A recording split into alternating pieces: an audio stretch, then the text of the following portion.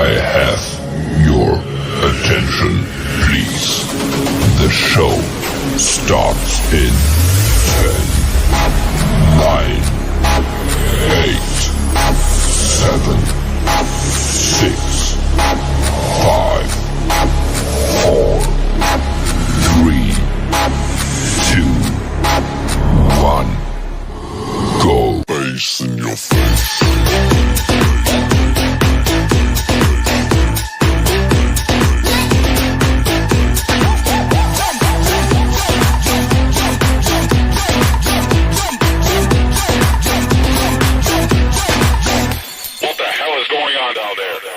Bass in your face.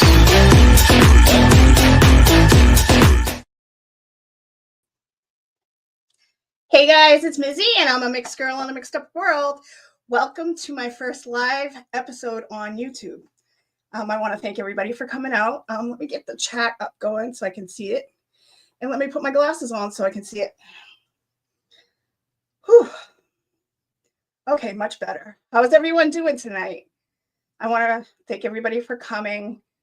I'm a little nervous. It's not because of about being on screen or talking. It's because every time I've done a live stream, they've gone disastrous. When I've actually hosted them, I did a few on YouTube and they were disastrous. I just want to adjust my lighting a little bit because I am really bright. Give me 1 second, guys.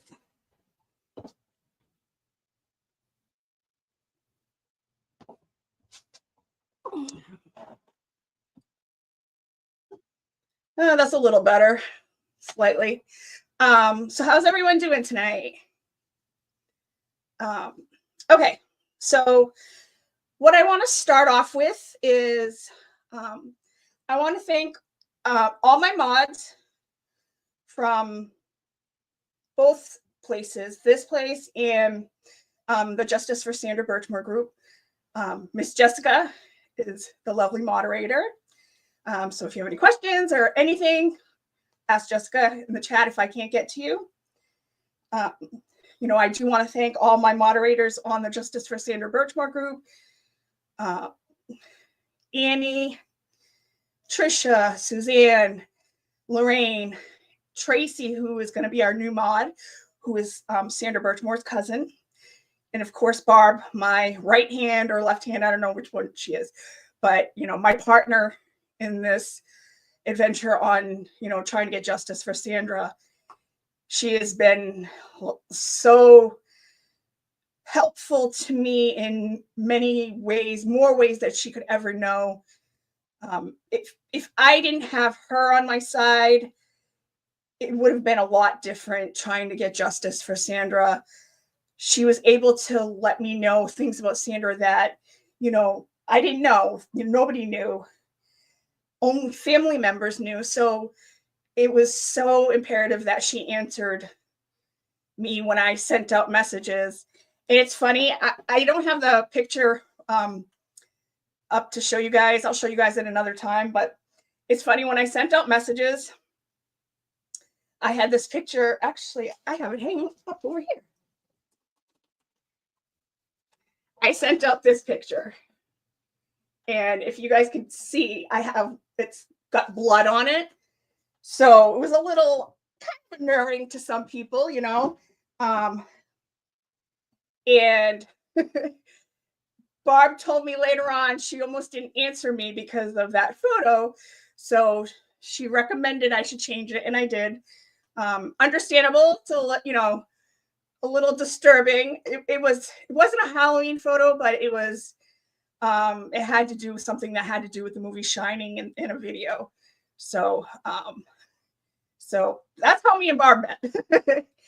But okay, some things I wanted to go over before we fully get into doing the live stream. How my chat will be run. I have no problem with swearing. I'm not gonna totally, I believe in free speech, but it's all how words are intended. Like, if you say Mizzy's my bitch, that's fine. If you say Mizzy's a bitch, that's not cool. And the one thing I am big on, there will be no dropping the N word, and there will be no saying anything racist. Those are my two big things. You know, I swear, me and my mother swear like every other word. So swears aren't a big deal to me. So, let your freak flag fly, but just be respectful to everybody in the chat. And hold on, I got an adjustment. Give me 1 second. I'm just so bright.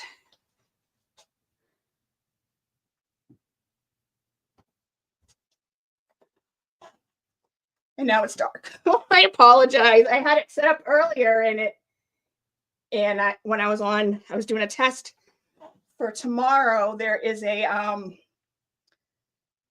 hearing for Robert Devine, and I'm trying to stream it. And I've never done I've never streamed a hearing before, so I was trying to set it up so I could do a test run of it, and it wasn't working. So I want to, 2024 was a crazy year for me. In 2023, I started the Justice for Sandra Burchmore group, and it took a while to get the momentum going and get followers in there. And finally, once we did, it started really picking up steam in 2024. Early 2024, we did our in February, around the anniversary of Sandra's death. We did a memorial at the Stoughton Police Department, and the day before we did a standout at the Canton Police Department.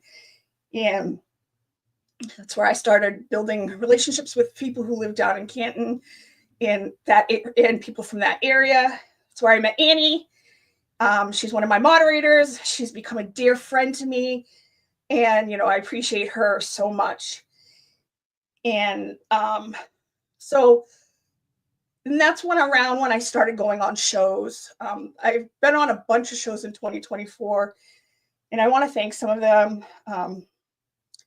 Resistance to Silence, Broken Baker, Surviving the Survivor, Calling All Beings, 13th Juror, Overtime with Rosie, Primetime Crime.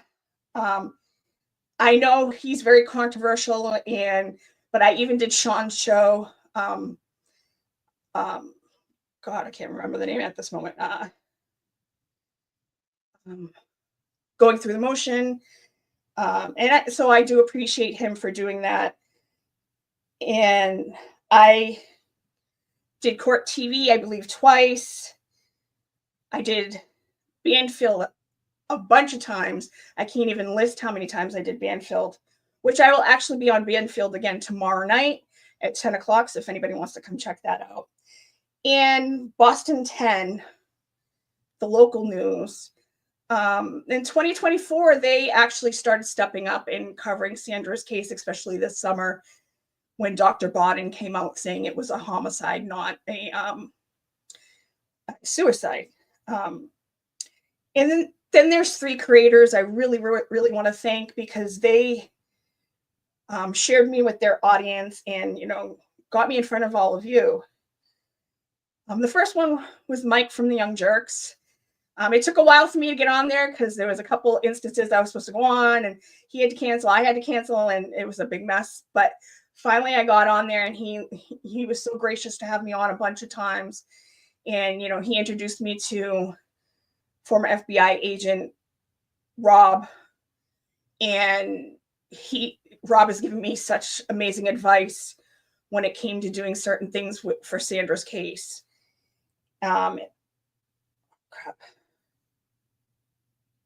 And the next one is Brian from LTL Media. Brian has graciously, let me come on the show a bunch of times. He's told me whenever I needed to do anything, just to let me, let him know, and we can work something out. And, that meant a lot to me. We've built a friendship over the last year, and he's been really good to me. So I appreciate him so much for that. And then the glare, I was saying on his show on New Year's Eve that, you know, he and I had one of my favorite talks about grooming, and him and he got to explain it so well. And if you haven't seen that episode, I recommend you go watch it. It was such a real, raw conversation about grooming, and you know, it's probably one of my favorite interviews I've done because of that. And so I appreciate everybody whose show I've been on, especially this last year. It's been a crazy year, but 2025 is going to be even better. And thankfully, in February, on February 4th, Matthew Farrell will be in his hearing will be on February 4th at 10:45. It will not be televised because it's a federal case, and feds do not put their stuff online, or it's not televised. There are no cameras allowed in federal courtrooms.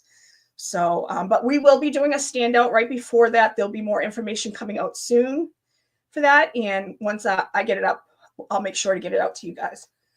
Let me see. So this channel actually has been up for a while now. I started my channel in 2020.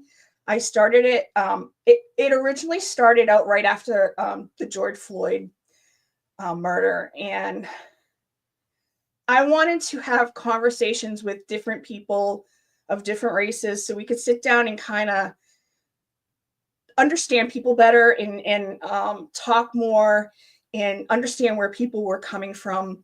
You know, I have a lot of health issues, which I'll get into in a little bit. So I wasn't able to make it to any like this stuff in Boston, but I did go speak at two small local things, and I spoke at both of those. And that's how my channel originally started. And I branched out because I knew I wanted to get into true crime, because I've always watched a lot of true crime.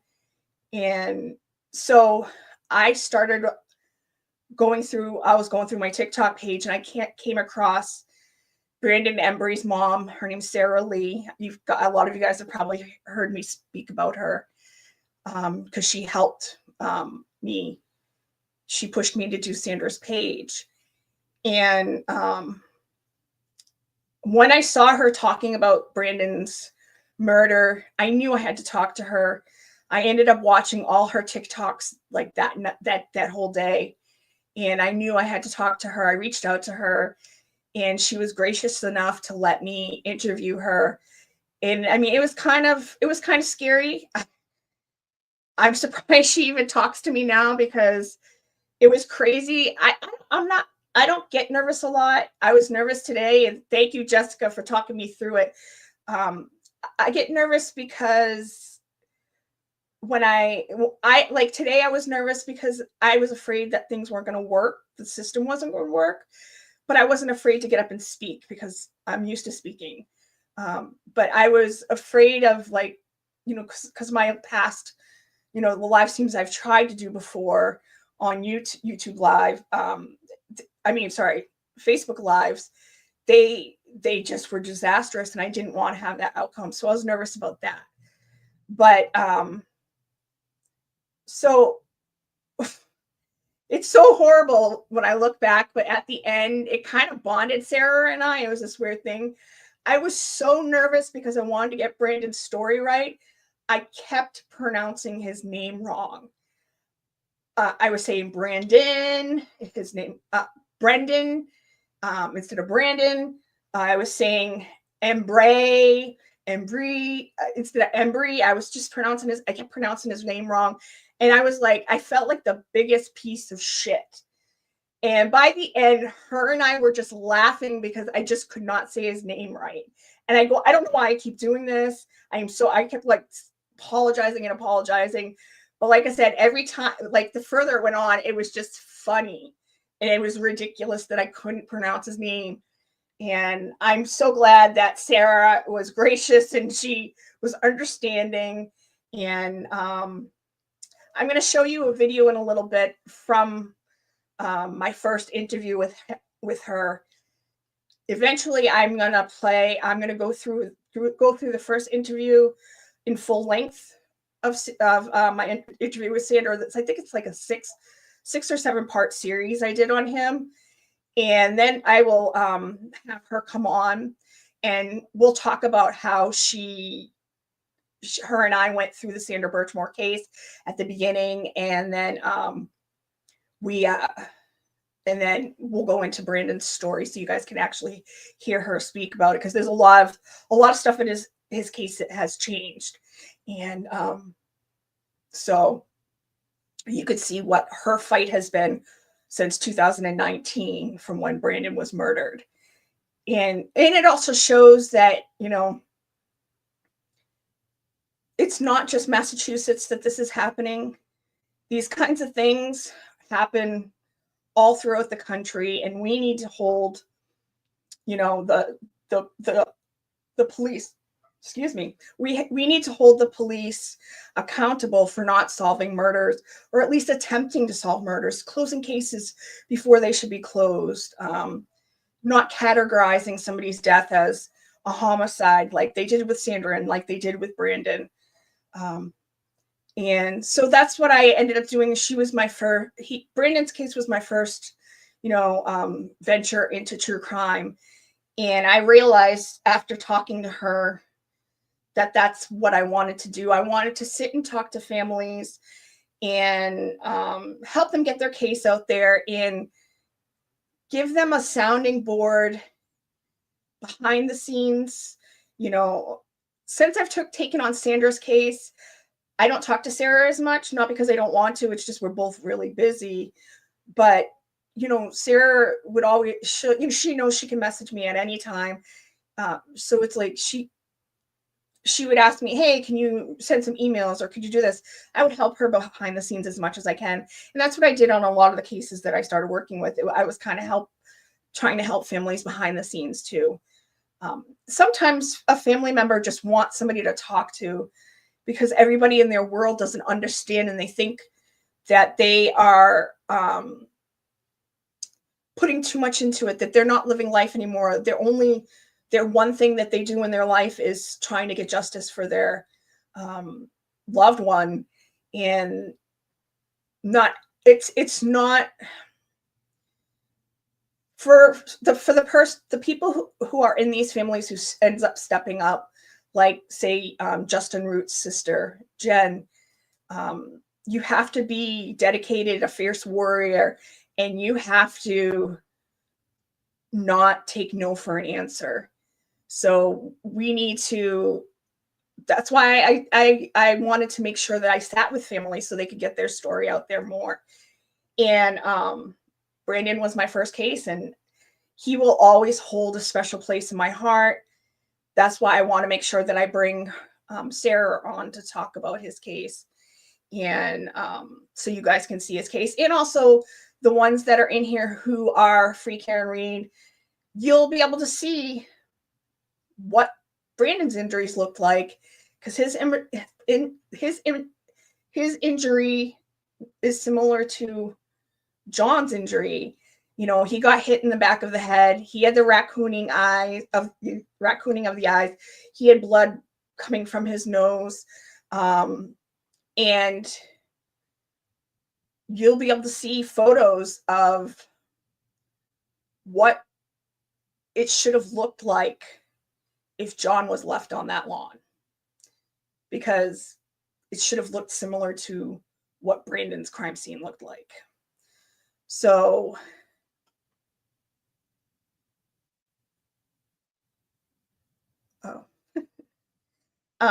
so I really want to showcase go back through some of the cases that I worked on so you guys can see them. And oh,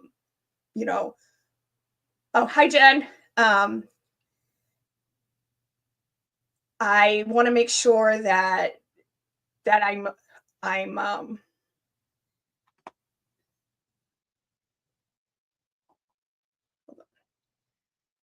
Whoops. Hi, Jen. Speak of the devil. Jen is a fierce warrior for her brother, and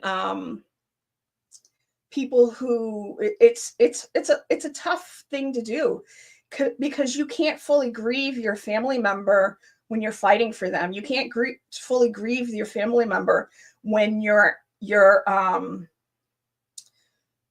still trying to find the answers. You just want the answers, and you can't grieve somebody till you have those answers. So, and I'm going to be interviewing Jen's going to come on the show at some point too in a few weeks. So that's my plan to go through over the next course of my doing lives. When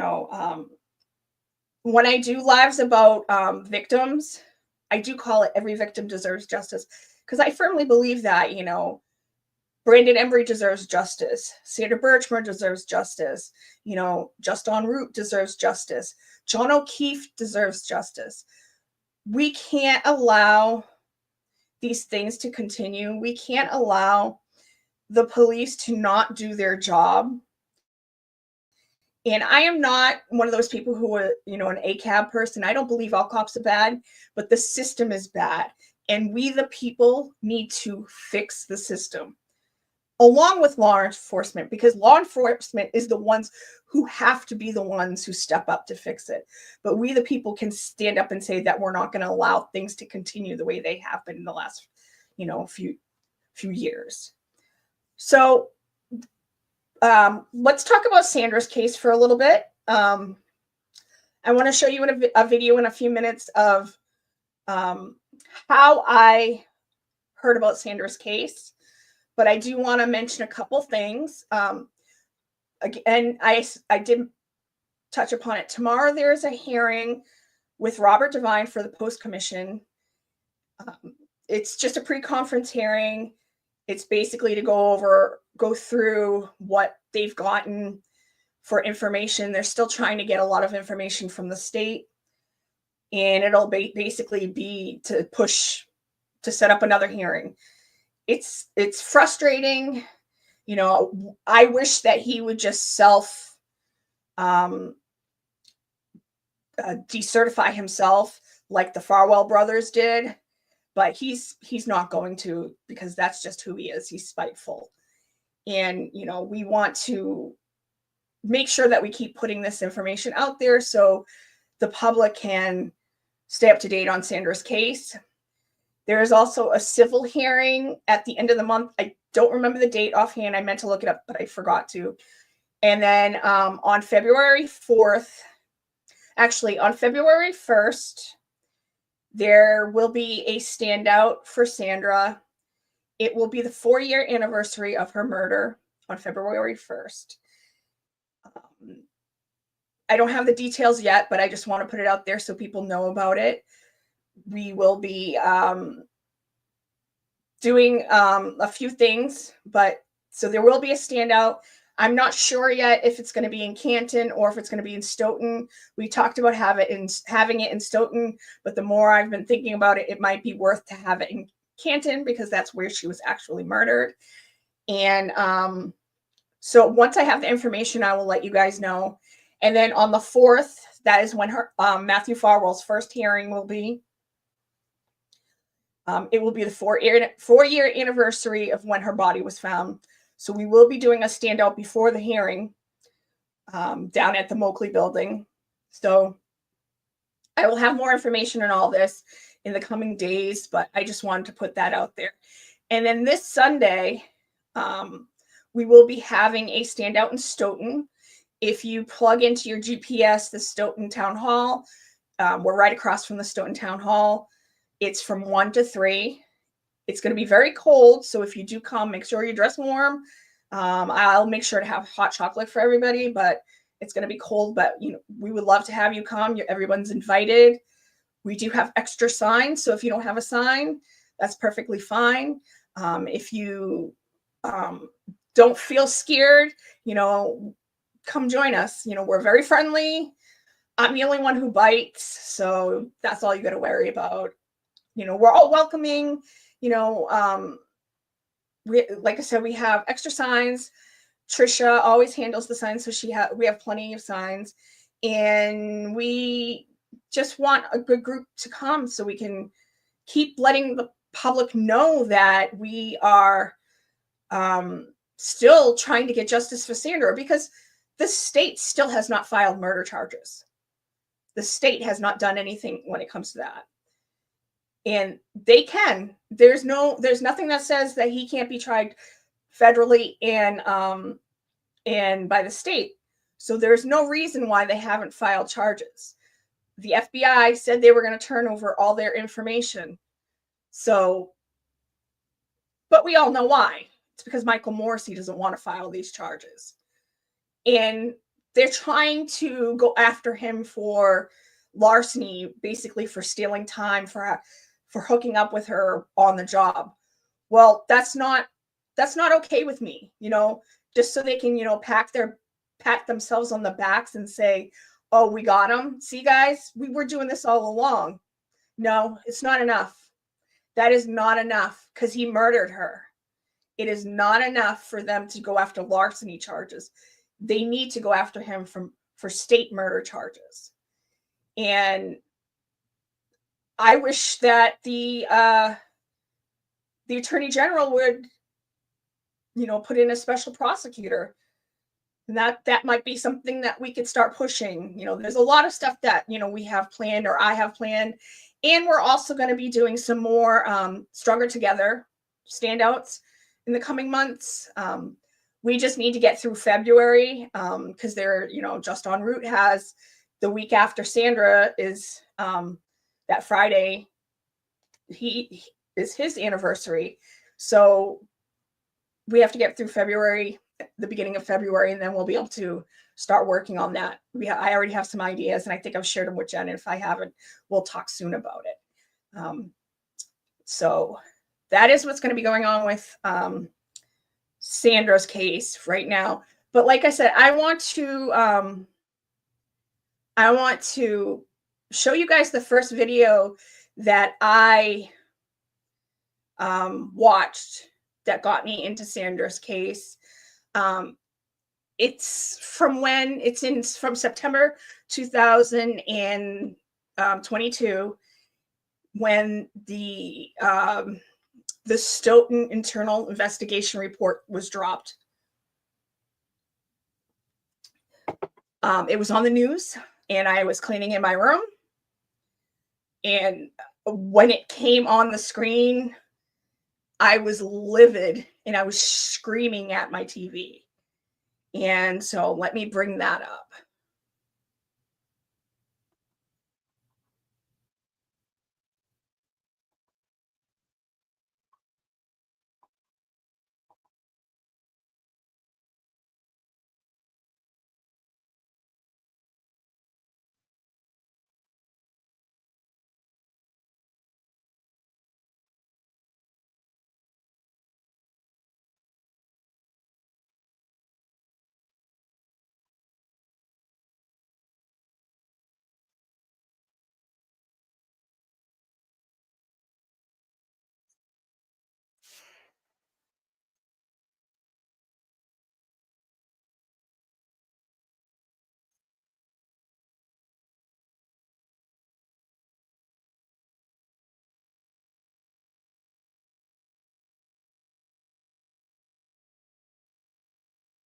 Just 1 month ago. As a part of America's efforts to fight climate change, our government practically started handing out next generation solar panels. Fred says this is the first step toward justice, but only a first step. The Stoughton Police Department has released the results of this 19-month internal investigation. This investigation started when 23-year-old Sandra Burchmore was found dead in her apartment last year after having committed suicide, the investigators determined.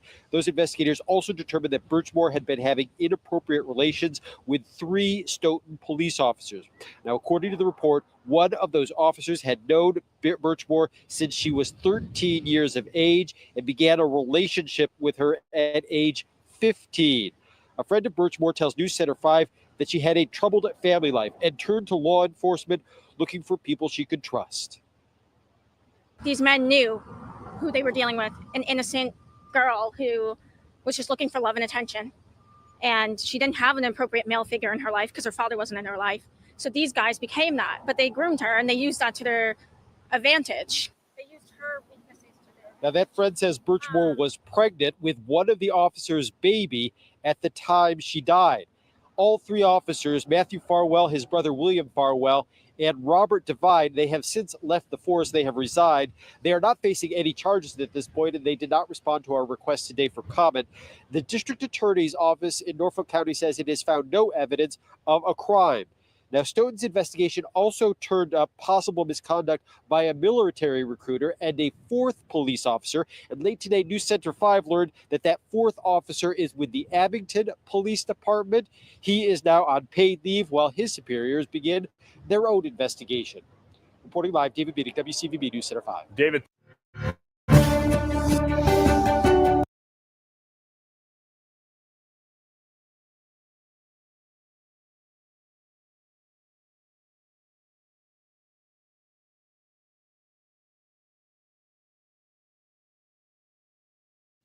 Sorry about that. So yeah, that's how I first heard about Sandra's case. When I saw that, I was flipping out and screaming at my TV. I was so angry, and her friend was so brave to speak out when she, she's afraid because of, who these guys are. And she was a big reason why I knew it in my heart that Sandra was murdered. And I was like talking to her, yelling. When I was yelling, I was like, she was murdered. I knew right away. I just knew in my heart right away that, Sandra was murdered. And I've said it a few times that I've gone through, I was already working on other cases at that time. And I'll get into some reasoning why some stuff happened, but I was editing 2 other cases, and it takes me a long time to edit, and I'm not the best editor. I'm no microdots. And I wanted to work on her case. I wanted to do a deep dive into her case. I just didn't have the bandwidth to do it. But I felt like Sandra kept tapping me on the shoulder and whispering in my ear, because I would lay down at night and I would, look up her case and be like, why isn't there any movement on this case? Why isn't there anybody doing anything? This is crazy. What is going on? And I just couldn't believe that, nothing was happening on her case. And I was just like, this is insanity. This is crazy. Hi, Mazza. I just could not understand why there was no movement, why nobody was talking about it. And it was only in the news cycle for like 2 days. And then it was like gone. There were a few articles that came out about it. There were a few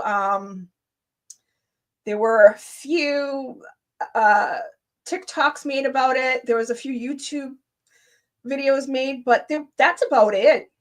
And I just couldn't understand why nobody was talking about this case. So fast forward, the rest of the year happens, and the family decided to do the lawsuit, a wrongful death lawsuit. And the case podcast dropped. And my friend Sarah messaged me, and she said, what is up with that Sandra Burchmore case? And as you guys will see once we get into the Brandon Embry case,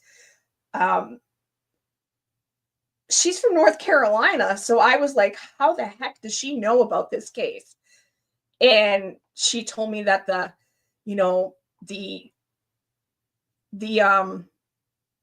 case podcast had come out, and she was like, she said to me, we should do a deep dive. And I was like, I've been wanting to do a deep dive. So her and I started looking up things, like just little things, Sarah looked up to find out how much a teaching assistant would make, because we thought it was weird that she could afford that apartment. I wanted to know what kind of fixtures they had in the apartment. So I did a virtual tour, and I found out that they're handles. And I was like, that's really weird that they're handles. I started, we started trying to get everything that we could find. And then I read the internal report because I hadn't read it yet. And I was clipping out things to show her, because her and I were talking about, we were wondering if they were trafficking her. And I found a few things in there that made it seem like that William was trafficking her. And we're like, we got to do something. So Sarah said to me, I got to get back to Brandon's case. Will you make a Facebook page for her? And I said, at first I took a second, because I knew if I did, I would have to, this would not end, but a mixed girl in a mixed up world would change. I wasn't going to be able to interview other people. I wasn't going to be able to do what I was working on. And this would have to become my case. And, it was just a split second thought that rushed through my head. And then I said, yes. And, at first, Sarah and I were shocked that there wasn't a Facebook page for Sandra. So she said, if you make the Facebook page, I'll do a petition, because she had to get back to working on Brandon's case. But, she wanted to be there for me for support. If I had to, kind of like what I did for her, bounce some ideas off of each other type deal. And so that's how the Facebook page came about. And I went through Sandra's, I couldn't get to her friends list, but I was able to go through her photos and message everybody who was tagged in a photo, or reply to the photo. And I messaged everybody I could, and Barb's the only one who got back to me. And I'm so thankful, because Bob became an admin with me. She was more behind the scenes because of the family's wishes, but we started working as a team to get Sandra's case out there as much as we could. It took a long time for us to get it out there. Hold on one second. It took a long time for us to be able to get her case out there. At first, there was a small group of people who came on and joined us. But once we got going, we slowly started to build momentum. And we were kind of in lockstep as Karen Reed's case got bigger.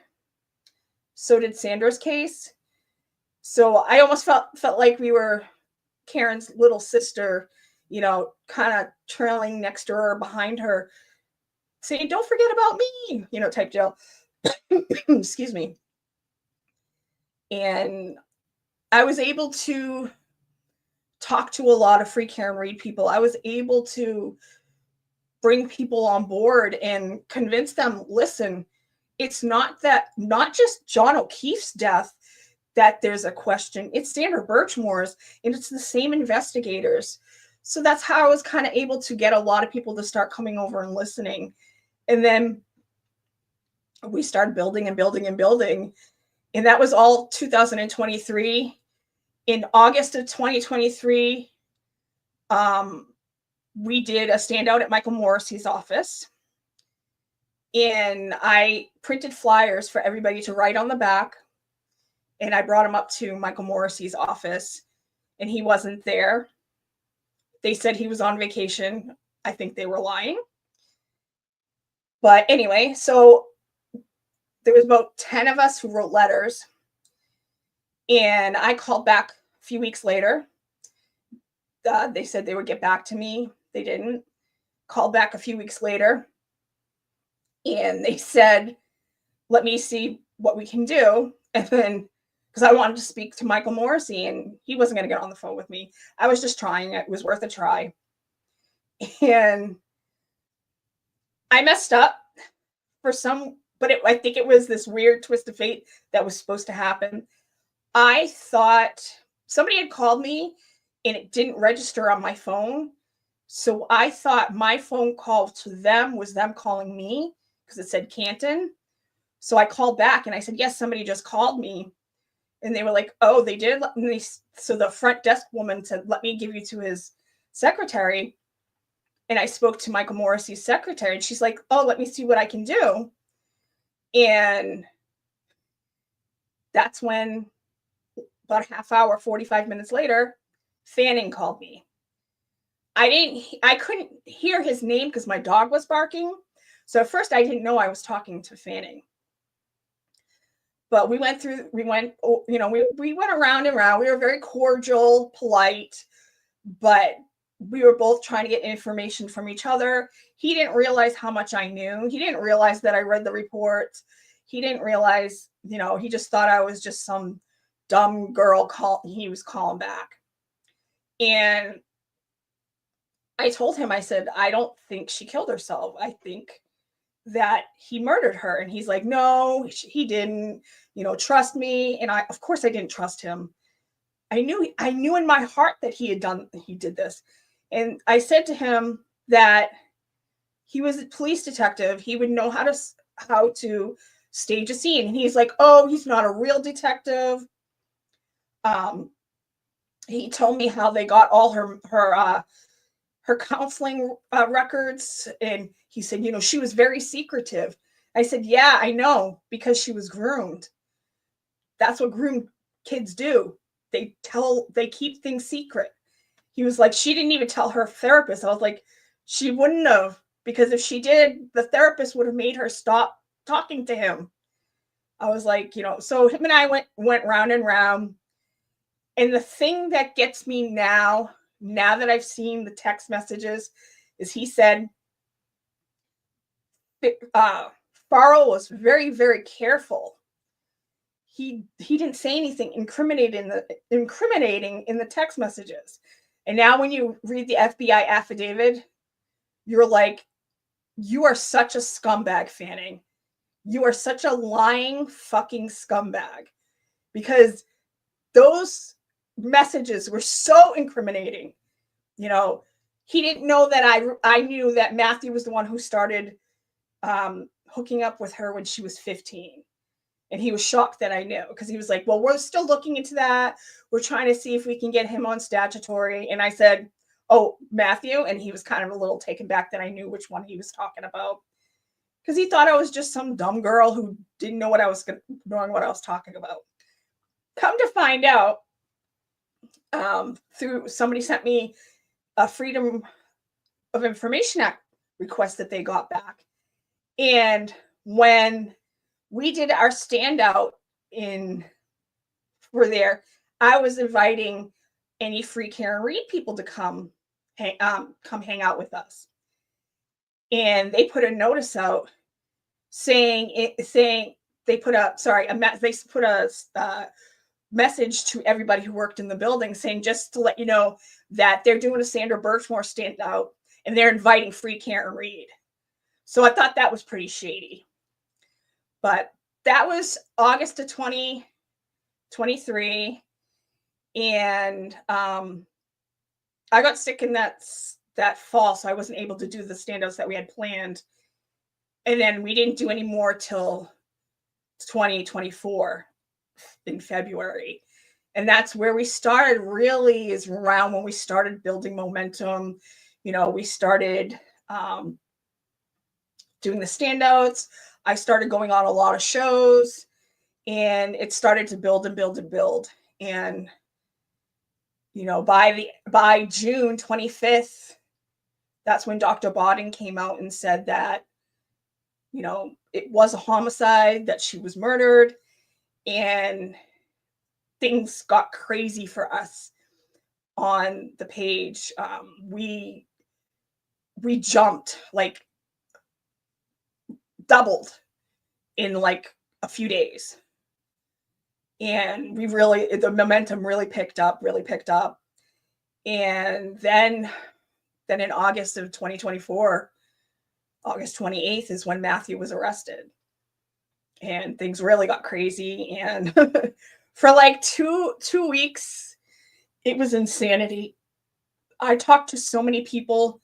My head was spinning. I didn't know who I was for like 2 weeks.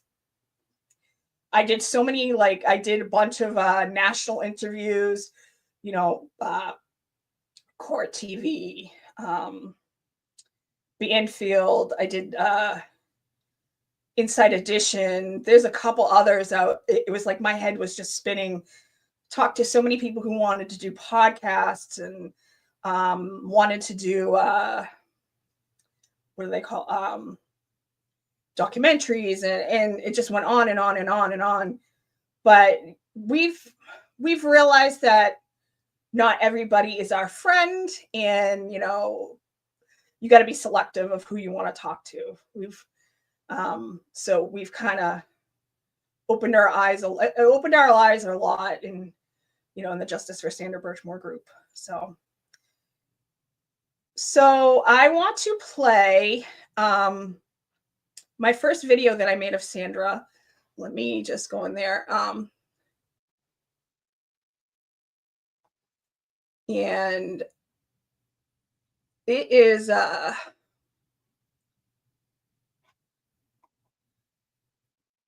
it's kind of uncanny how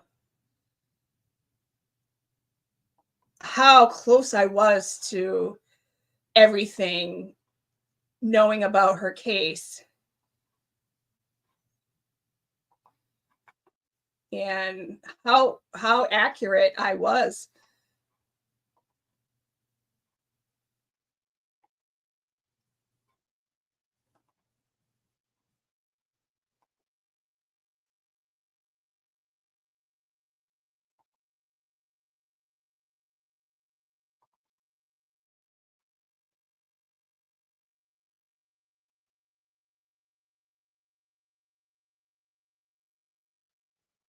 Hey guys, it's Mizzy, and I'm a mixed girl in a mixed up world. Welcome to another episode of Every Victim Deserves Justice. In this episode, I want to talk about the suspicious death of Sandra Burchmore. Sandra Burchmore's death was highly suspicious considering the circumstances that go around her case. Sandra Burchmore grew up in Stoughton, Massachusetts. From a family member, I found out that she was kind and thoughtful and a go-getter. Sandra had aspirations of becoming a police officer. So at the age of 13, she joined the Police Explorers program hosted by the Stoughton, Massachusetts Police Department. Officer Robert Devine led the program, along with twin brothers William and Matthew Farwell. These three men began grooming Sandra. She was only 13. And at the age of 15, Officer Matthew Farwell began statutory raping Sandra. And later on, Officers William Farwell and Robert Devine also began inappropriate sexual relationships with Sandra Burchmore. These men preyed upon a young woman who was impressionable and looked up to them and wanted to be them. They used their power to sexually exploit Sandra. There's also another officer from Abington, Officer Heel, who was also involved in having an inappropriate sexual relationship with Sandra Burchmore. There's also a military recruiter.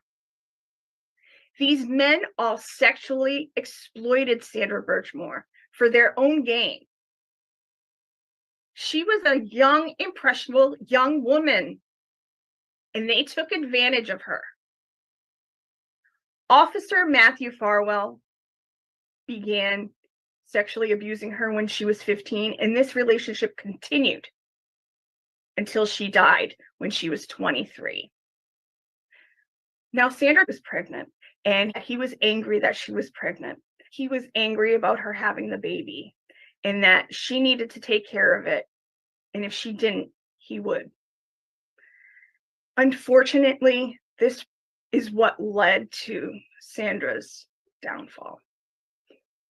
Officer Matthew Farwell, Officer Robert Devine, and Officer William Farwell continued a relationship with her till she passed.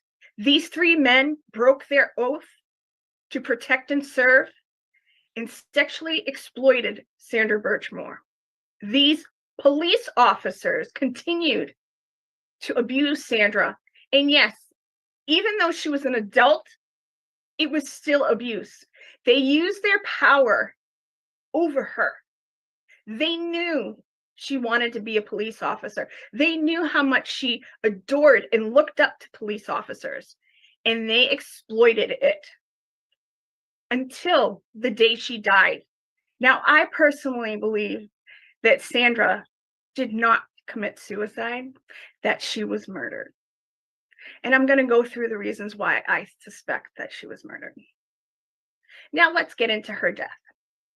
On February 1st, 2021, this is the last time Sandra Burchmore is seen. She is walking into the elevator into her apartment.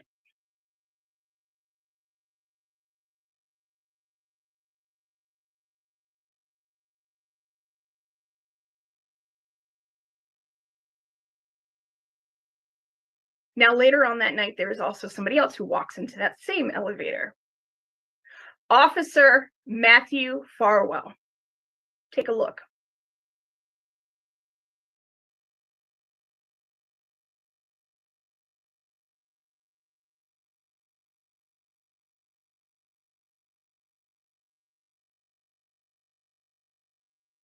Did you notice anything suspicious?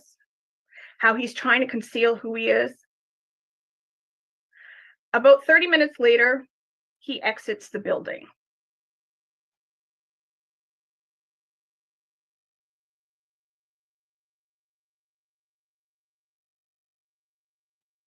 Notice again, he's trying to conceal himself. Sandra is not heard from again. He was the last person to speak with her.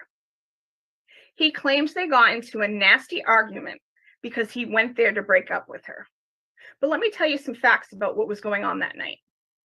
In Massachusetts, there was a nor'easter. About a foot of snow had fallen in Canton, Massachusetts, where Sandra Burchmore's apartment was. You can see in the background of when he leaves the snow. And something that makes it very suspicious that he was even there was his wife was at a hospital, the Newton Wellesley Hospital, which is about, on a good day, 25 minutes from Sandra's apartment. But remember, there was a major snowstorm in Massachusetts that night. Again, about a foot of snow fell in Canton, Massachusetts, where Sandra Burchmore's apartment was. Another fact that's odd, that he went there to break up with her in person. He could have broke up with her by calling her. He could have broke up with her over text.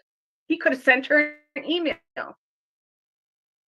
Why did he go to her apartment to break up with her?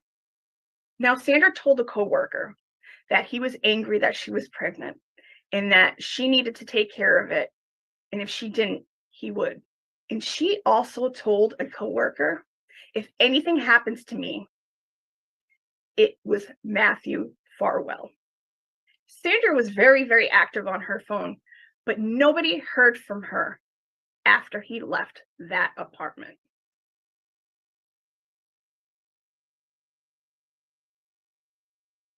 On February 4th, a few days later, her work called the Sharon Police Department for a wellness check, and they sent it over to the Canton Police Department because that was the town Sandra lived in. They went into her apartment and her bedroom door was closed. And when they opened her bedroom door, they found her in a seated position with a ligature around her neck that was strapped to the door handle of her closet. Now, I find it weird that she was even able to hang herself from this doorknob, because when you push on that type of doorknob, it opens. So to me, that is very suspicious. If it was the traditional type of doorknob, I could see maybe somebody doing this to themselves.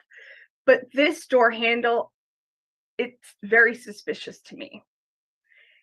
And most people don't hang themselves from a seated position on the floor.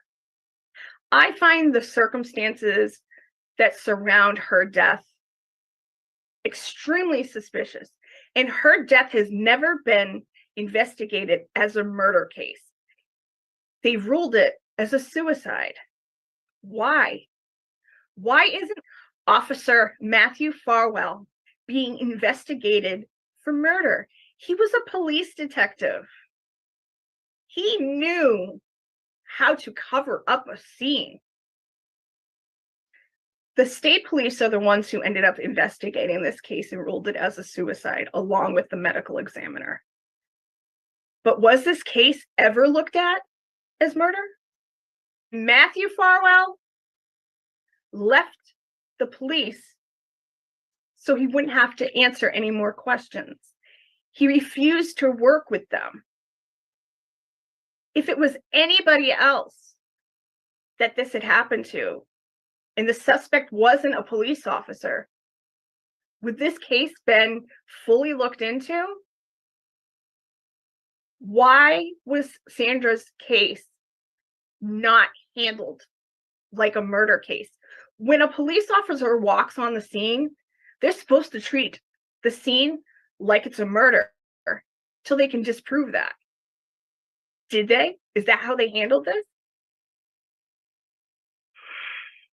This case sits with me and bothers me because it is the epitome of police corruption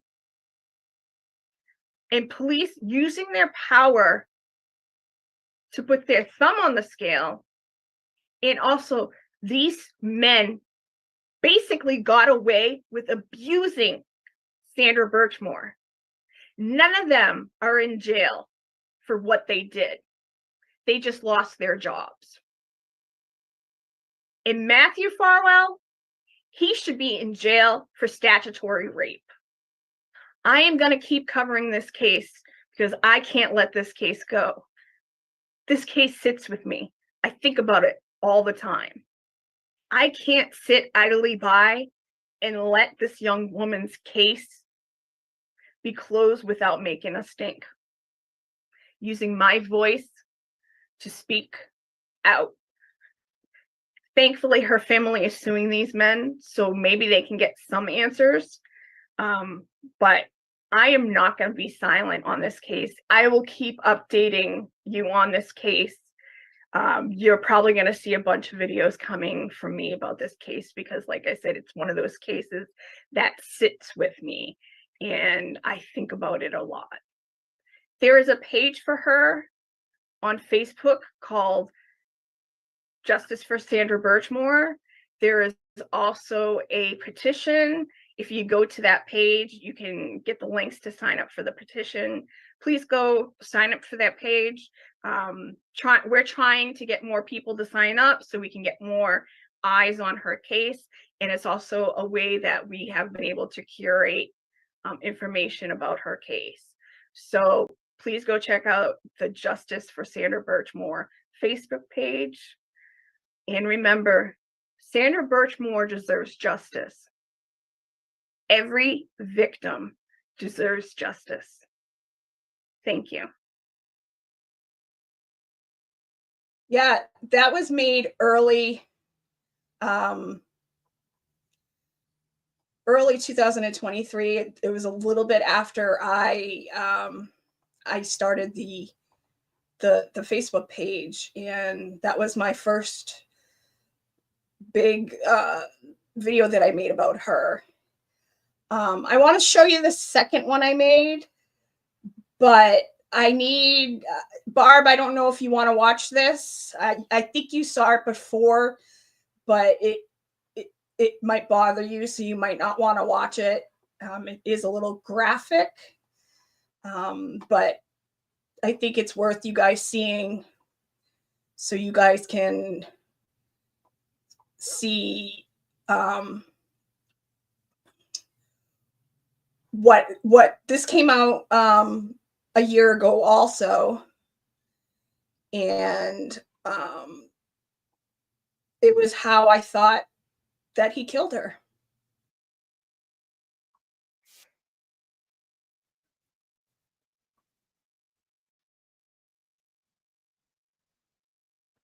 My last video on this case, please go back and watch it. I do a deep dive. But in this episode, I'm going to show you how she was possibly murdered. The medical examiner and the Massachusetts State Police and the Canton Police Department all claim that she unalived herself, but I don't think that's true. So I'm going to give you a quick rundown about her case, and then I'll get into the clip.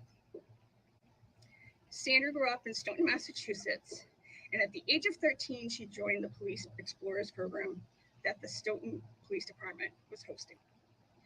At the age of 13, Officer Robert Devine and officers Matthew and William Farwell began grooming Sandra. And at the age of 15, Matthew Farwell began sexually abusing her. Now, soon, William Farwell and Robert Devine also began assaulting Sandra. Sandra became pregnant with Matthew Farwell's baby, and he was not happy about it because his wife was about to have a baby. He told Sandra that he wanted her to get rid of the baby, and if she didn't, he would. On February 1st, 2021, it was a snowy night in Canton, Massachusetts. Sandra is last seen entering the elevator for her apartment. And later on in that evening, Officer Matthew Farwell is also seen entering that same elevator. About 30 minutes later, he exits that same elevator. He's the last person to see Sandra Burchmore alive. On February 4th, Sandra's work calls the police for a wellness check because she has not shown up for work in days. The police go to Sandra's apartment and unfortunately find her hanging by a ligature on a door handle of her bedroom closet. I'm going to show you a video that shows how she possibly could have been murdered. It's from The Wire. If you haven't watched it, I recommend it. It's an amazing show. I do, again, want to caution any of her friends and family, you might not want to watch this because it is graphic and it might show how she was murdered.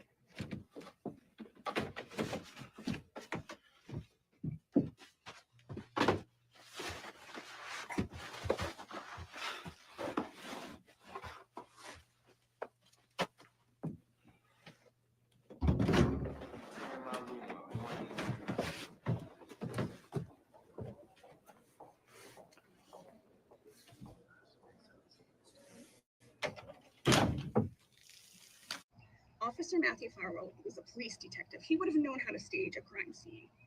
This case was never investigated by an unbiased investigator. This case needs to be reopened because Sandra Burchmore deserves justice. Every victim deserves justice. If you want to know more about Sandra's case, please go to Justice for Sandra Burchmore on Facebook. Thanks, guys.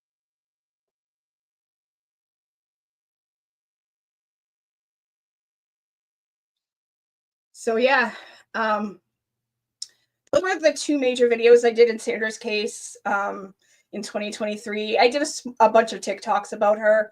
I'm not going to show those. I may at some other point, but I knew in my heart that that's kind of how it went. And turns out I was right, and the FBI proved it. So and somebody said it was, you know, gave them chills. There was a couple other people said it was chilling. It is. And, you know, when I was trying to pick out which videos I was going to play today, that video just gave me the chills. And knowing that, you know, I was right and I was going down the right road, and, you know, that the FBI agreed with what I was saying is heartbreaking.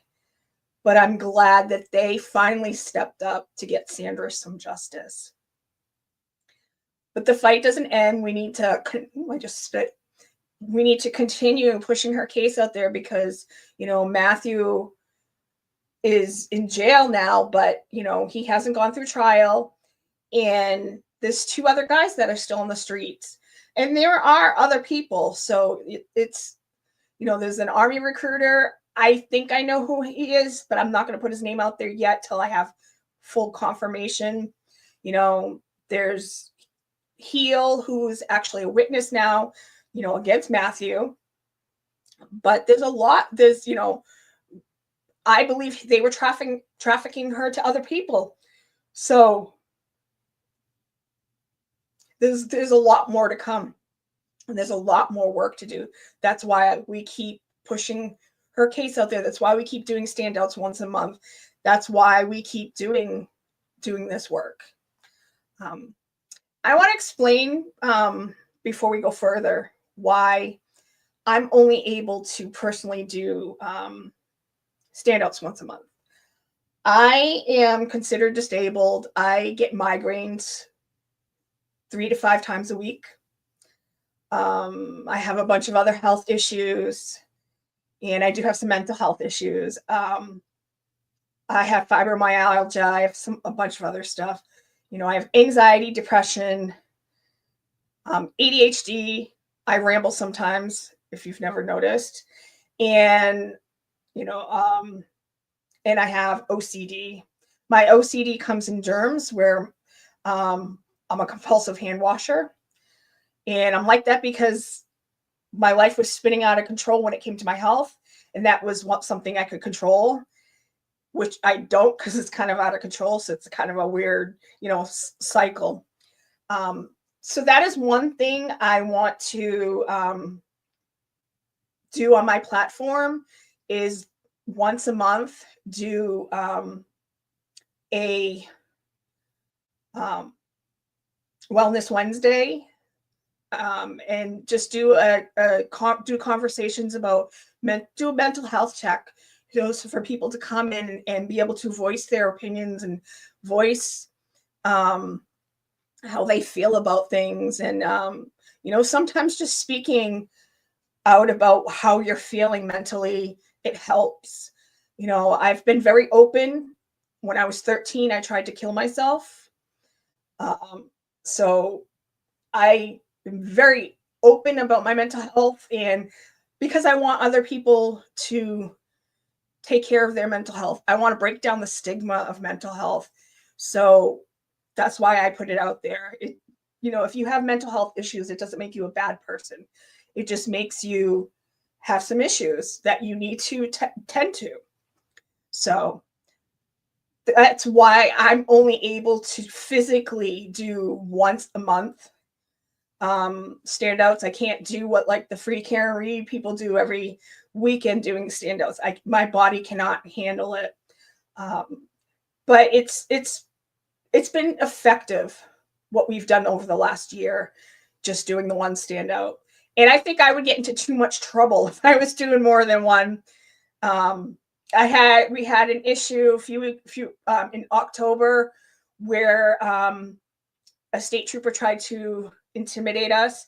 I will get more into that at a later date so I can tell the full story. But I'm gonna kind of show how it happened. But I think I would get in a lot of trouble if I was down there more often. So I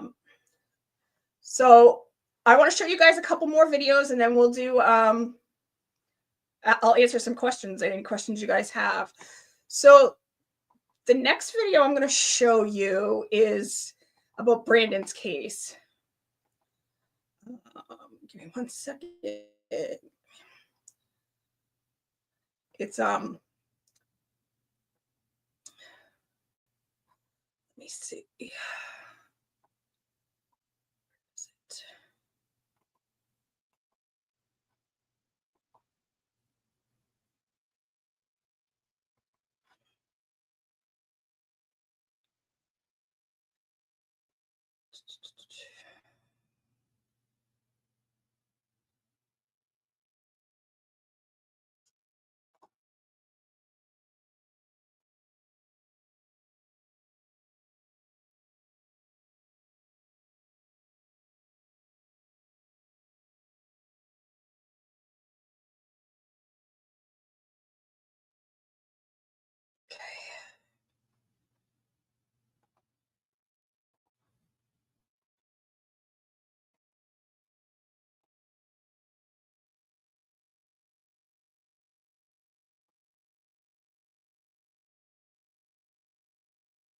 I have a very special guest today who needs to get her story out.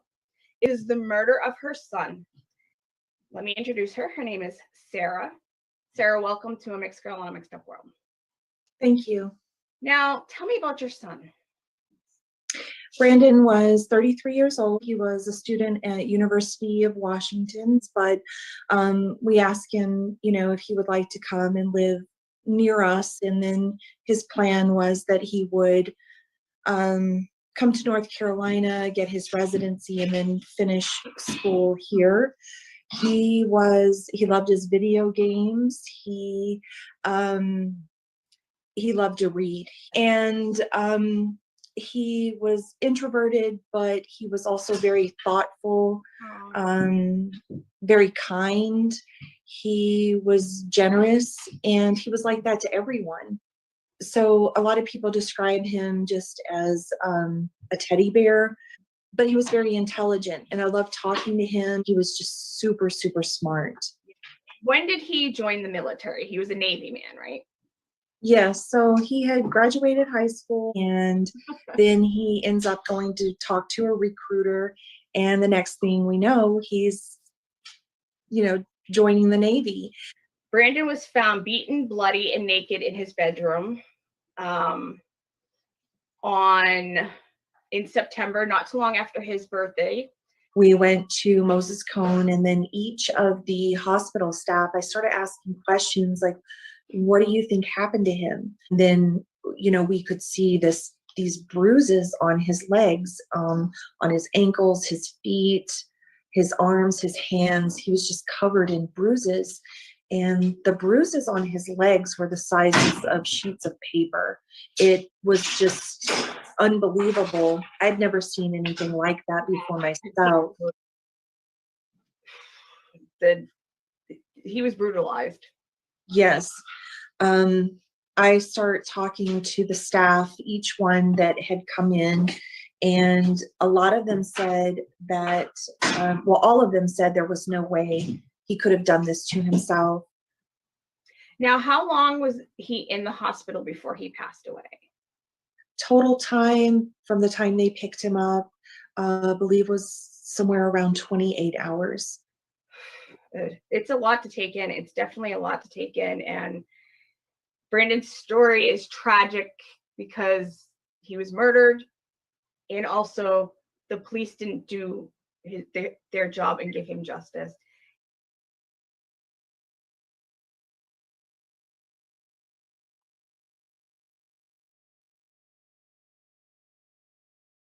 So sorry I couldn't make it any bigger than that, but that was a TikTok video that I shared on my page. So we're gonna get into Brandon's case and do it fully at a later date, but his case is crazy, and what they did to Brandon is his injuries. And like I said, a lot of the free Karen Read people will be interested to see some of the injuries, especially the amount of blood that was there in because he had an injury that was to the back of his head, similar like John did. And so that was that, you know, Brandon and Sandra kind of are equal, take up equal space in my heart as my cases that mean a lot to me. So that's why I want to make sure I share his case with you guys. I did want to explain something. I've promised Sandra, I know a lot of people on YouTube like to give donations and, you know, super stickers and things like that. And I promised Sandra's family that I won't take any money when I talk about Sandra's case. I did inform them that there would be one time when I do bring Brandon's mom on here, that I would like to use that as a way for her to get some money, because she has to pay for some things to work on his case. So I did inform them about when I have her on. But when I talk about Sandra's case, I'm not going to do anything like that. So the next case I want to share with you guys, it is a local case. It's out of New Hampshire. It's about a young woman named Trish Haynes.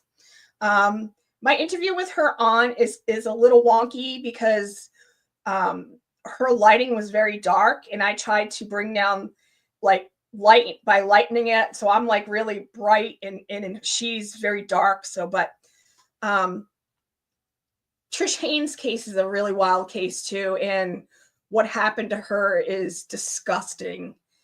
And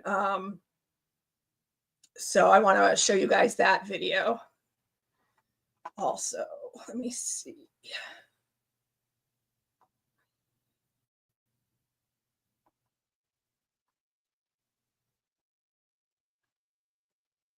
I'd like to welcome Valerie to A Mixed Girl in a Mixed Up World series, Every Victim Deserves Justice. We are going to be talking about her niece, Trish Haynes. Why don't you tell me about your niece? There was so much good to tell you about Trish. She was such a sweet person. She loved to be accepted. It may have gotten her into trouble because she was just so accepting of other people that sometimes she accepted the wrong people into her life. But she was just sweet. There was an innocence about her. She was kind. She liked to have fun. She was just a sweet person. I loved her with all my heart. We've been able to go into the house and, you know, with this little girl, with the little girl that saw the abuse. Oh, wow. And she gave us details of things that would make my stomach churn, you know, and makes me more determined to make sure that this woman pays for what she did to Trish. Yeah. But there was an old, like a woodshed type thing out. It wasn't a room, it was like a woodshed. And the little girl said that they made Trish sleep out there on a dog blanket. And it was cold, and it was, can you imagine? Can you imagine doing, and then she gets on TV and says, she's my best friend. Well, yeah. I hate to see what she does to her enemies if she thinks that Trish was her best friend and was able to treat her like that. Childhood friend Ashley Smith told News 9 last year Trish had stayed with her a couple of months before she was reported missing. Smith's home on Main Street in Grafton was searched. I woke up to a knock on the door. I was all excited about my kids' first day of school, getting them ready, and a bunch of officers just showed up. Last year, she indicated she was very concerned about where Trish was. Hopefully, Trish will see this and she'll come out and show the public that she's fine. It was just tragic that, you know, when I found out Grafton, New Hampshire, and they were investigating and searching Ashley Smith's house. Yeah. That they were living. 225 Main Street in Grafton, New Hampshire. An all-out search for Haynes started last August after the family filed a missing persons report. She was last seen in the Grafton-Danbury area in May or June. They put in a lot to search. Yeah. But they were just trying to find evidence of what they had done to her. I mean, because once they pulled that thing out of the Grant's Pond, you know, they had they knew she was dead. Trish's remains were recovered inside a washing machine pulled from Grants Pond in Grafton.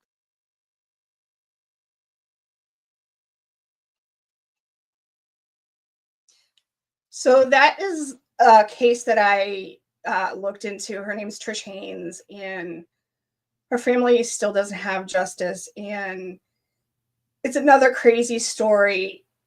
And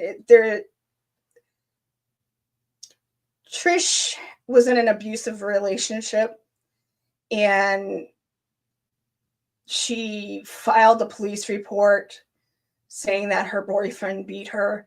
But in a lot of domestic cases, the women drop it. And instead of trying to help her, the police department of where it happened, they arrested her for filing a false police report, which I thought was disgusting. So Trish moved back to Florida with her grandmother, but she had to come back up to New Hampshire to deal with her court case. And she was staying with her friend up in the White Mountains, but she wasn't getting good cell reception. So she ended up staying with Ashley Smith and her family. And Ashley Smith was not a nice person. She was Trish Haynes' former bully, but Trish had a big heart, and they contacted each other again as adults, and she thought she had changed, and so she decided to go stay with Ashley and her husband in Grafton, New Hampshire, and she ended up disappearing. And her family had to fight to even get a police report done. And in September of 2018, they called Trish Haynes' grandmother and asked her to come to New Hampshire because they needed a DNA test, because they found those remains in that washer dryer hookup from Grants Pond in Grafton, New Hampshire, which was up the street from Ashley Smith's house. And they weren't allowed to tell anybody for almost a year. The person who went with her was who I was speaking to, her aunt Valerie, who is basically the person who fights for justice for Trish Haynes. Those two came, and the police told them they weren't allowed to tell anybody about finding her remains, and that they were doing DNA for almost a year. And then they finally said no more, and they decided to come out with it. And that's where it finally went public. And it was announced that they found her remains in that washer dryer hookup that was thrown into the pond in Grafton. And she was dismembered. They only found partial remains. And it's another wild case that needs to be solved. Trish Haynes deserves justice. Her family should get justice. And the people who did this to her need to be off the streets. Her Doug Smith, Ashley's husband, just got paroled, and so he's going to be back on the streets. And I don't remember if Ashley's in jail right now. I know at one point she was. So it's a crazy story, and I blame the people that she was living with, but I also blame the police department from that filed charges against her for filing a false police report. So that is one of the other cases I've been working on. I have a bunch of other cases that I want to show you stuff for. I'm not going to show you any more videos of that stuff tonight. I want to answer some questions, and then we'll, head out. So is there anybody that has any questions? I did see a few. Let me scroll back up. I know there was a question about Brandon. Hopefully I can get up. Where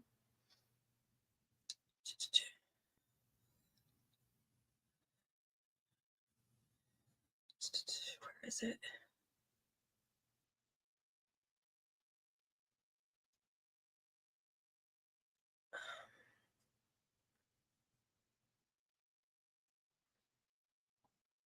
I can't find it, but there was somebody who asked the question of if Brandon's family knew who murdered him. It's a very complicated story because Brandon was being poisoned for months. He ended up in the hospital. I don't want to go too much into it because at a later date, we're going to watch the video, but he was being poisoned. And to make a long story short, we think that people wanted to go after, were trying to organ traffic him. And so it's like an onion. The more you unwrap his story, the more crazier and crazier it gets. But we do know there was a girl he was dating, and Brandon's mother turned her name into the police so they could talk to her, because conversations that Sarah and this young woman were having were very disturbing. And so the police brought her in for an interview, and they asked her if they could clone her phone, and she said yes. Instead of taking her phone from her, they left her phone with her, and they had her follow her over to the North Carolina State Police barracks. And on her way over there, she factory reset her phone, so they couldn't get anything off of her phone. Who does that? And Sarah is finding a lot of things on his phone that have to do with organs and all kinds of stuff. So it's a long, crazy story. That's why it took me like 6 or 7 episodes to tell his story, because it was so long and there's so many twists and turns. But when you guys see Brandon's crime scene, you're going to be like, why the fuck didn't the Asheboro, North Carolina police take this case serious? Because there is no way that this man did it to himself. Just like in Sandra's story, they tried to say that Brandon did this to himself. And there was no way he did this to himself. Like, his apartment was his kitchen was destroyed, but his bedroom and bathroom are destroyed. There are fixtures, like where you hang a towel, fixtures ripped down. His toilet is ripped up, so it's out of the floor. And, the top of the toilet tank, that's smashed in 2 pieces. The shower curtain's missing. The curtain rod's missing. The mirror's busted. There's trash, all over the floor. The toilet actual seat is ripped out, ripped off and on the floor. There's trash all over the floor. His bedroom, he was in the middle of moving, so he was packing boxes. So there was trash everywhere, all over his floor. It looked like they just dumped the boxes out. It looked like they just dumped all the trash out in his room. His room, his bedroom and bathroom were flooded. There was blood everywhere. There was blood all over his mattress. There was blood all over the walls. There was blood all over the closet. There was blood cleanup happening.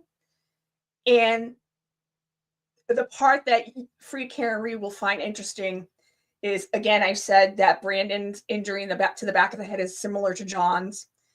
And there was a perfect blood imprint of Brandon's head on the floor. And that's how I knew something fishy was up when I heard about John's case, because I was like, where's the blood? I know from dealing with Brandon's case how much blood there should have been. I've seen it many, many times. So I knew, I was like, there's no way. There was no way that John was on the lawn that long. There would be a lot of blood there. And when you see Brandon's head print, you're going to be like, holy shit. So I'll get into Brandon's case. It's not going to be the next one. It might be in a couple weeks, but we're going to go over I'll play my first episode with Sarah, and we can ask some questions. You guys can ask some questions about that. But to make a long story short, no. Computer's messing up. No, they don't have the answers about what who is the person who did it, but that's what we're working towards. Sarah right now is trying to prove that Brandon didn't do it, because they're blaming Brandon for his own murder. Like, they're saying he did it to himself. So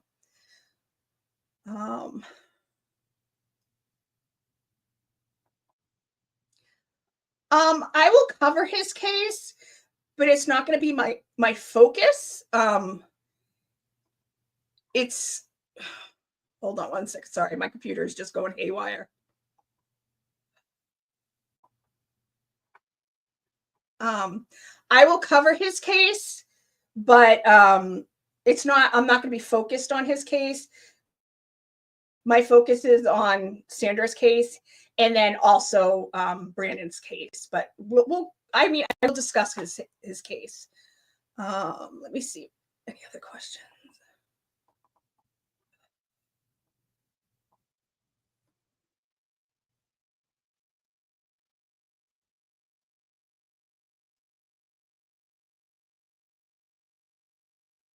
I want to thank everybody again for coming tonight. And if you're not subscribed, please subscribe. I'm almost up to 1,000 subscribers. So I want to it was my goal to try to hit 1,000. So if you haven't subscribed, please subscribe. Is there any questions anybody has tonight? If you want to ask me questions about myself, you can. If you want anything you want to know. Oh, good.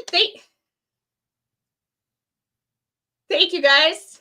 Thank you for getting me over 1,000. That's awesome. Yes, hit the like too. Thank you. Yeah, hit the like too to help the algorithm.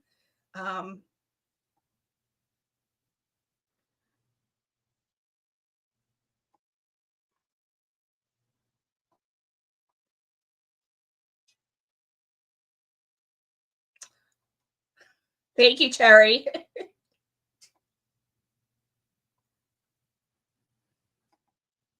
Thank you.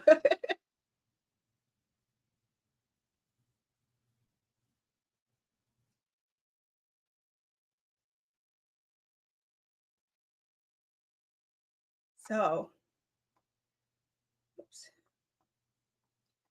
I'm probably going to be doing my live streams either Sunday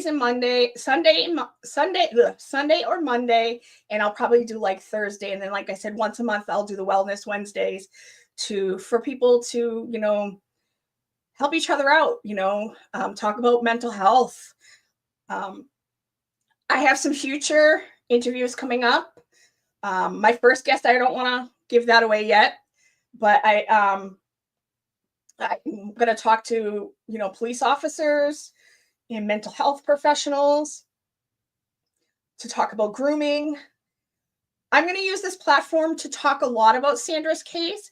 It's not going to only be about Sandra's case, but this is a way for me to, not as a guest on a show, but me to ask questions, because I have questions that I want to ask that I don't have the answers to.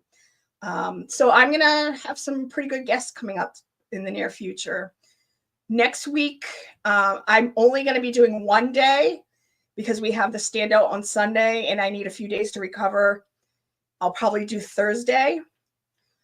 And I'll probably do my first interview that night. I'm just going to check with this person possibly. If not, I'll come up with something else to do that night. But that's what I want to do on this. I want to feature other. I used to work with this young woman named Jordan, who is a writer, and she blogs about different cold cases in New England. And I want to see if Jordan will come on and we'll cover some of her cases too. What we were doing, I could play like our first episode. We would do 3 cases and she would do basically a quick rundown of the case. And then we would talk about the case. And I would love to see if she wants to come on too. She's an amazing writer and she's so smart and well-spoken, and she's just awesome. So I would love to showcase her too.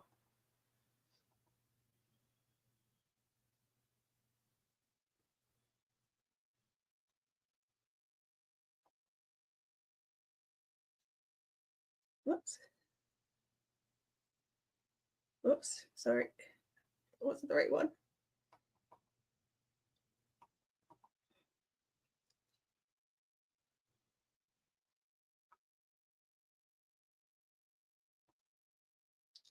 Thank you.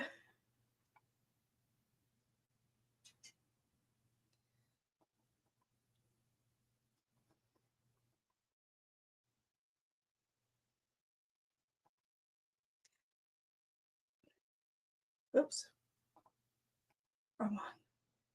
Thank you. I was nervous tonight. Like I said, my other live streams that I attempted on Facebook Live were such a disaster. And like I said, I don't get nervous very often. One of the things I didn't tell you guys about is I'm a singer-songwriter. So, performing comes second nature to me. Being up in front of a crowd comes second nature to me. So that's not what I was worried about. I was worried about like my computer going haywire, like it started to a few minutes ago, or just those types of things. I wasn't worried about like being able to get up and talk because I'm a talker. So, and I don't get out much. So when I can talk, I talk. Let me see if there's anything else I wanted to touch upon. No, because there was one more video that I was going to play, but I'm going to save that for another night.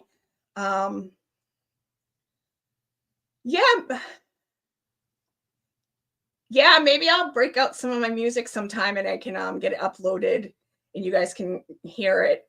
I do plan on making an intro, so you'll be able to hear my voice. I'm not singing tonight because my voice is kind of shot right now. But I will eventually, maybe I'll sing sometime.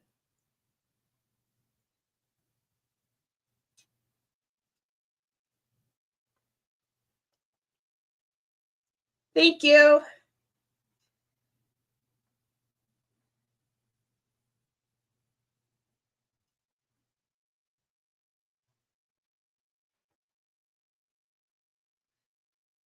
Thank you. I'm not a boomer, but I am Gen X, and I'm a lot older than a lot of people think I am. Actually, you guys want to take a guess at how old I am? Put in the chat how old you think I am.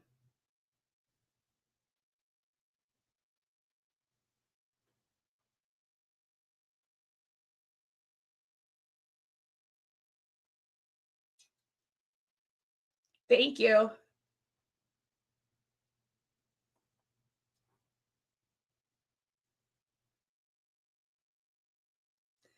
You're way off if you're thinking I'm in my 30s.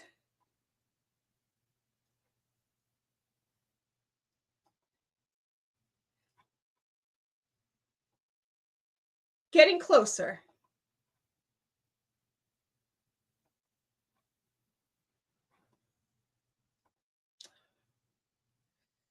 No, I was in my 20s a long time ago.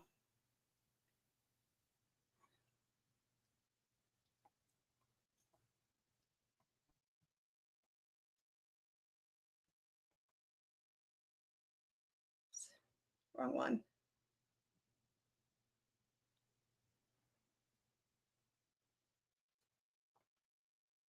Very, very, very close. I'm 50. I just turned 50 this summer.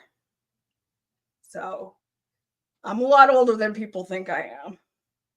I always joke that I'm a, my mind is well, I'm like a 25-year-old mentally, but I'm like an 80-year-old physically, except my face. Thank you. Thank you.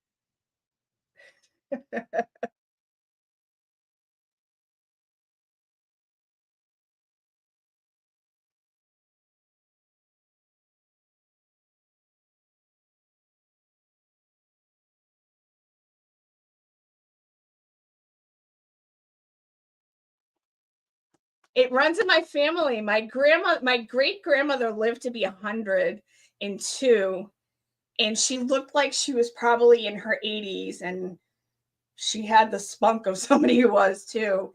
And then, my dad, when he was in his 40s, he still got carded. I still get carded sometimes. My gray is coming in. I have alopecia, so I haven't really been able to color my hair because I've been afraid it would fall out.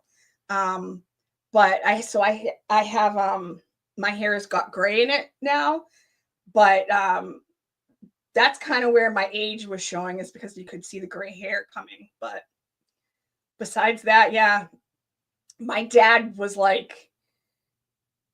would come home and tell us, like, when he was like 40, 45, saying, "Oh, I got carded today," and he'd be like laughing. We'd all laugh at him. We'd be like, "Dad, you're old," And now when you're around the age, when you turn 45, 50, you're like, "Oh, I'm not that old," because you look at it, you're like, "Oh, 100 is old, 80 is old, 50 isn't old." So it's all on how you think, I wouldn't say how you feel, because I feel like I'm 80. So um,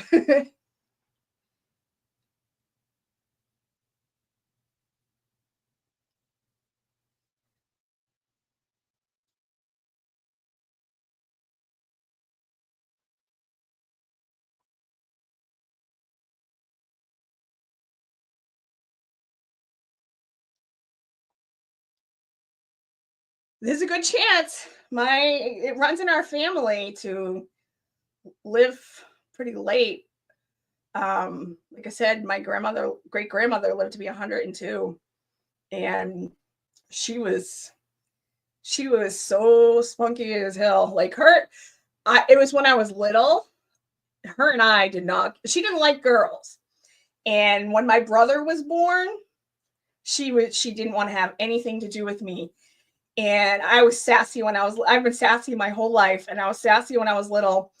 And she loved my father. Like, my father was her favorite grandson, and my dad could do no wrong. And so, like, as a little kid, you jump on your dad, you give him hugs and stuff like that. And she'd be like, leave, he's mine, leave him alone. And I'd be like, no, that's my dad. And I'd like get all sassy with her, stomp in front of her, and she'd like tell me she's gonna slap my bottom. And I'd be like, you'd have to catch me, old lady. And I'd like run away. But she hated me once my brother came along, which is insane. It's like, what? I don't understand why you hate me so much, because I'm not a boy.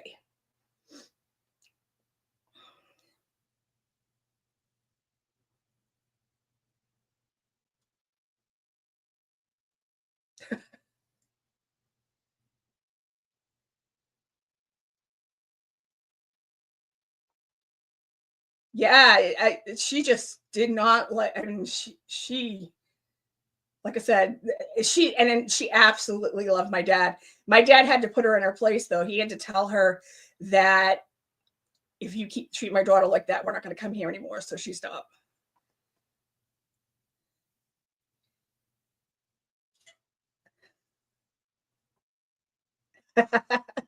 That's funny.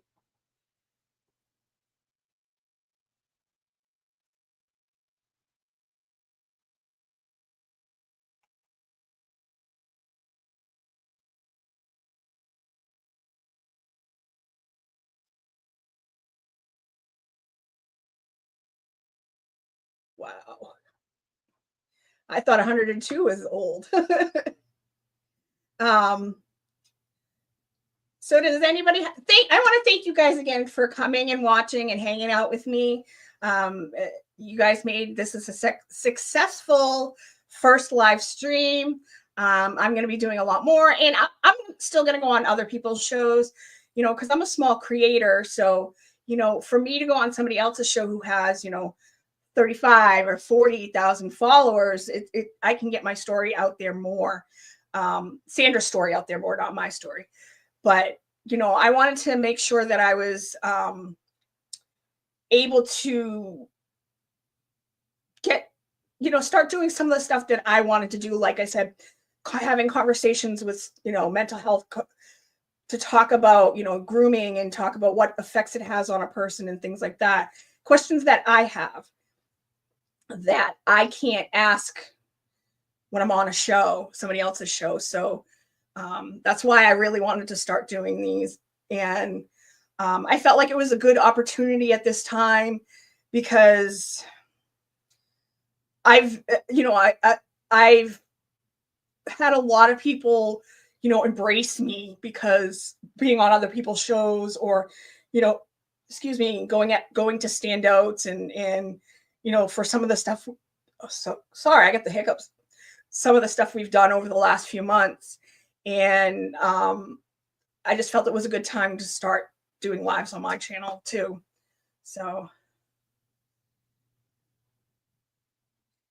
I want to thank Miss Jessica. Thank you so much. You've done an awesome job. And thank you so much. She's awesome. So does anybody have any questions?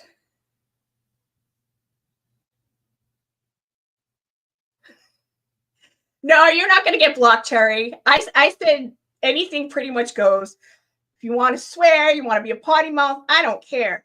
There's only two things that I said that I won't be tolerated here. Racism, and that goes along with race and dropping the N-word. Besides that, as long as people are respectful, and I know your heart, Cherry, so you're good. So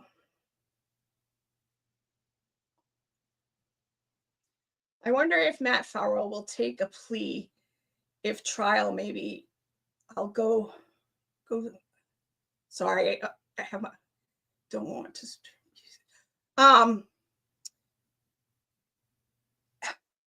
I go back and forth whether I want him to take a plea. I think the only way the FBI will give him a plea, like they don't have to give him a plea. They have him. They have him. They have all the goods. The FBI doesn't charge somebody or arrest somebody unless they have the goods. And they have such a high rate of succession. They have such a successful high rate of getting people in prison. And they wouldn't have brought charges if they didn't have it.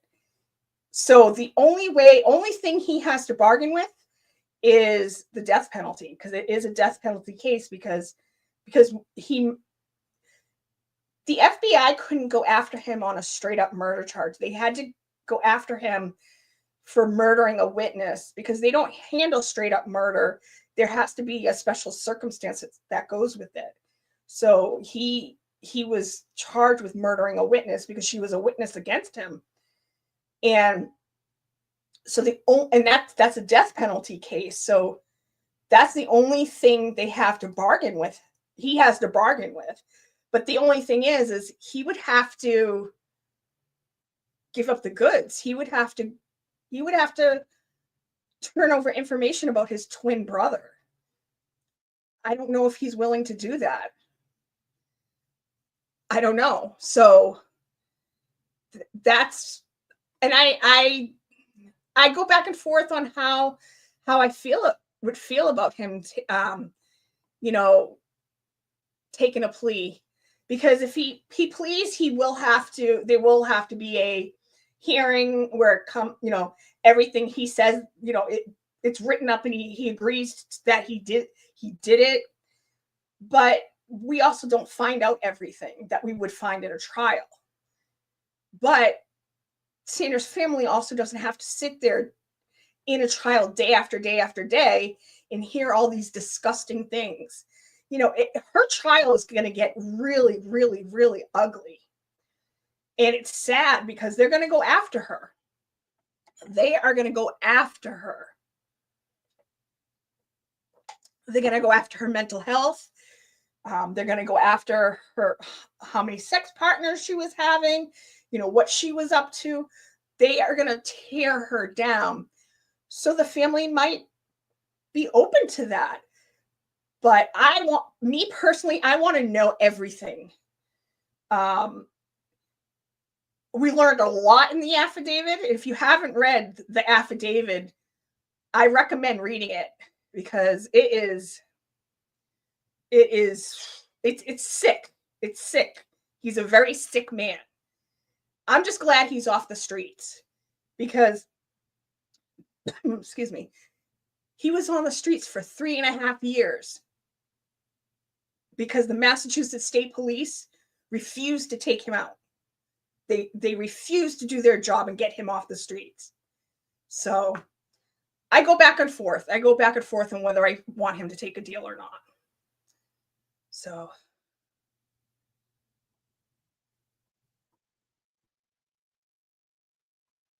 just checking to see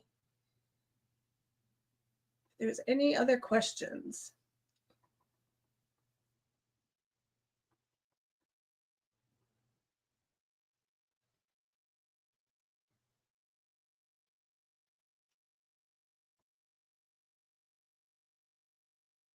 I agree, it's disgusting, but sadly, that's how trials go, and that's the defense. That's what the defense will do. You know, that's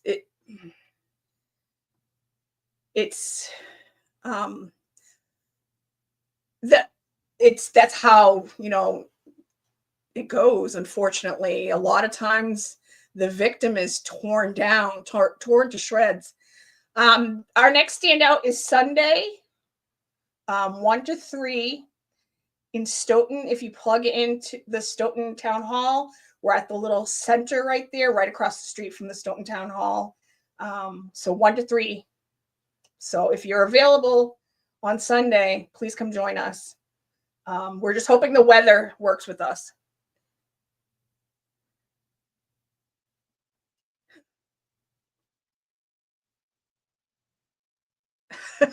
I don't know if you want to do that. I'm kind of a hoarder, and